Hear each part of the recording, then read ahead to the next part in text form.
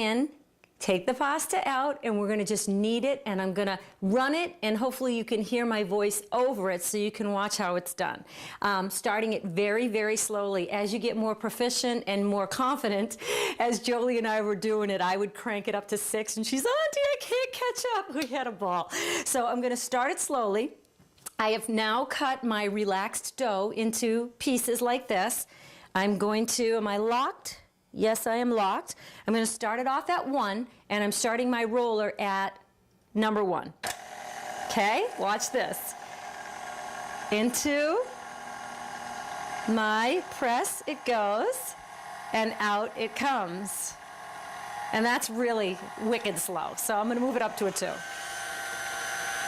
Okay, and as you see, Julian, once again, does all my work for me. And I'm realizing that I probably should flatten my next piece a little bit because it should go in a little bit more gently than this, but I left kind of a thick piece, so Julian's really working here. But now here's your first piece, okay? Ta-da! Now we fold it, okay? Trying if you can. It's very difficult. I get all excited, I can't keep track, but supposedly, if you keep it in the same direction, it's going to keep your dough from getting too tough. So we'll try to keep it in the same direction. So fold it over, do it again. And it is going to separate, like you see right there, because I am not proficient yet. So I'm just going to squeeze it back together again. Try to keep it on the same angle. And I'm going to kick it up just a teeny tiny bit just to scare myself. And now I'm on speed 4. Okay, I'll do it a couple more times. Okay, I am going to fold it one more time because I'm not happy with the way I made this piece because it's just not working out perfectly, and it's not supposed to. That's the fun. So let's get it in here one more time. All right, I'm liking this a lot better. A lot better. Okay. One more time. Okay. And I can tell from the feel of this dough, I mean, it's awesome, but it needed that extra work. As I was doing it by hand, it was still very stiff feeling. This is very stiff, and obviously I'm going to flatten this one before I do it again. Now you can see the way it's running through my machine, it's getting wider and wider. I could do one of two things. I could fold it or I could cut it, and I think I'm going to cut it. So let me take my bench cutter and just cut it. And now we are still working on number 1. So now I am going to start making it thinner and thinner and thinner. Okay, there we go.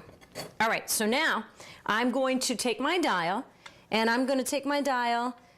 Should I get aggressive? I should. I'm going to go straight up to a 3. I might regret it, but okay. Back up to 2 speed, 3 on the crank, and start again. Because the concept, obviously, is we're kneading and we're making our dough softer, and we're making our dough thinner. And that is coming along nicely because now it's not so thick, so I'm not folding it into the machine like I was before. And I am loving how that looks. It feels so beautiful. It's so fun. Okay, so now we'll keep the motor running. I'm going to go up to a 5. Okay? And it's all personal choice as far as how thick or thin you want your pasta. I have been doing fettuccine and linguine on a 6, and I love it. But because you're with me and I want to try something new, I'm going to go all the way up to an 8 and just see how it differs in the taste and the texture. Okay, so here we go. That's my 6. I'm sorry, that's my 5. Let's skip over 6 and go to 7.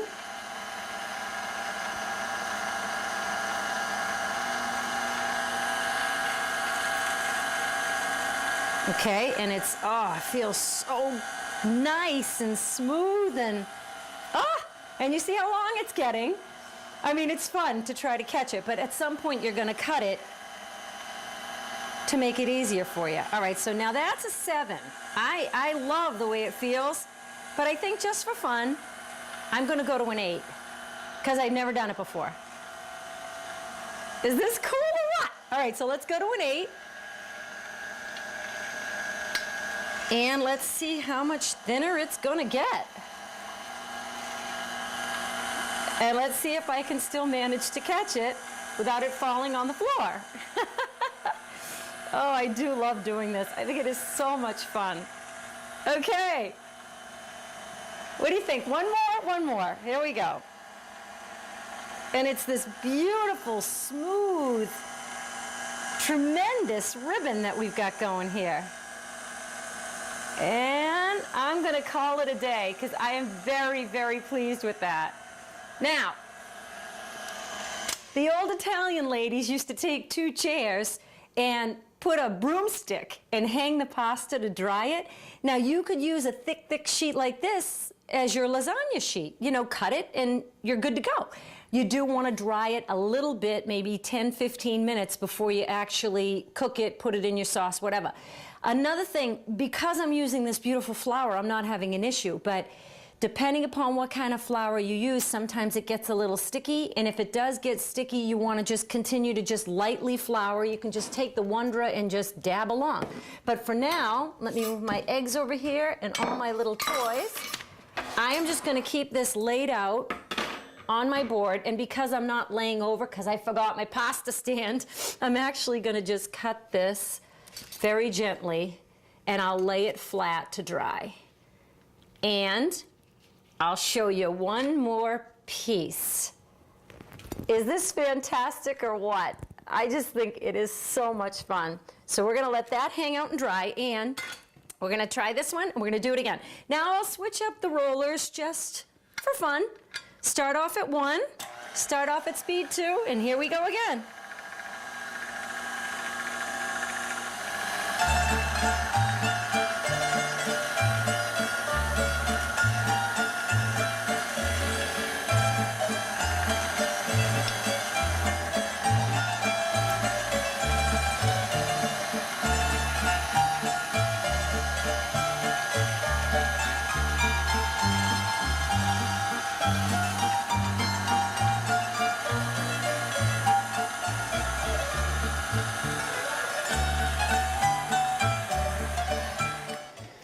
Already got my pasta water going because I'm ready.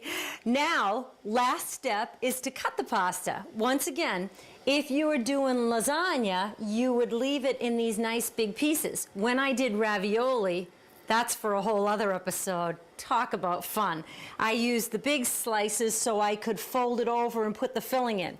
But we are going to take our beautiful pieces that have been drying. Now I'm going to take the hub and loosen it up. I'm going to turn off my pasta water before it all evaporates because I still need a few more minutes here. Again, unlock the hub, slide out the roller, and now we'll put in the cutter. I'm going to go with fettuccine today because I feel like it. So once again, line up the cutter and tighten the hub. Make sure it's good and solid. And it is. And now you're going to cut your pasta. So let me take the 2 sheets that dried beautifully in just a few minutes. And I did make them nice and thin, so we'll see how it works out. I'm going to go to a 2 again. And watch this. In it goes.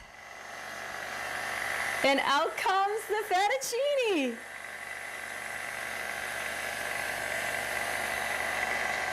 What do you think? Isn't that sensational? So once again, I'm going to just cut the rest of my pieces. I will dry them for just a couple more minutes, but that is gorgeous, is it not? I am going to take my homemade marinara, get it warmed up, pour myself a nice glass of wine, and it's homemade fettuccine for lunch. I think I'll skip the Alfredo. I'll go with this instead because the Alfredo has even more calories. That way I can maybe have a couple more glasses of wine. Thanks so much for joining me for pasta making, and maybe we'll do ravioli next. Take care.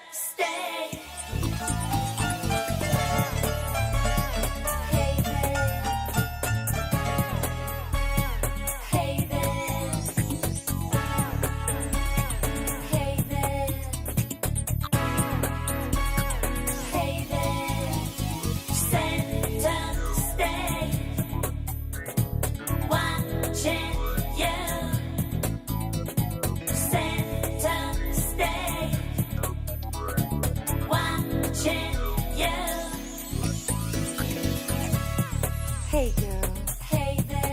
something that you need to know. Hey there. So listen, 'cause I know. Hey there. It's something that you show.